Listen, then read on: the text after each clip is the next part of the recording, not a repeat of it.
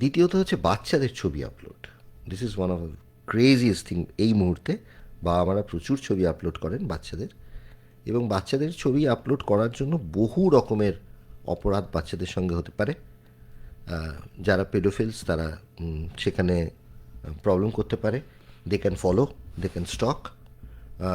যারা ধরুন কিডন্যাপার্স, তাদের কাছে ব্যাপারটা খুব ইজি।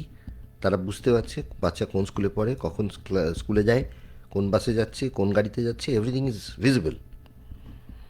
আর তার সঙ্গে হচ্ছে আরও অনেক রকম, এবং তারপর থেকে আহ, এর অ্যালাইড যে প্রবলেমগুলো, মানে চাইল্ড ট্রাফিকিং বলুন, কিংবা ধরুন ইলিগাল অর্গান ট্রাফিকিং, এই ধরনের প্রবলেমগুলো তো আছেই। মানে সেগুলো বাচ্চার ছবি পোস্ট করার জন্য এই প্রবলেমগুলো হতে পারে। মানে বাচ্চার ছবি পোস্ট করার সঙ্গে অর্গান ইয়েস, যে কারণ আমাকে আমি এইটা যদি একটু বলেন যে কারণ কোনো কিভাবে। কারণে যদি কাউকে কিডন্যাপ করা হয়, তাহলে the kid can be used for different purposes. Basically after kidnapping দুটো পারপাসে ব্যবহার করা হয়, একটা ফর ট্রেডিং অর্গান আর একটা ফর অর্গানস।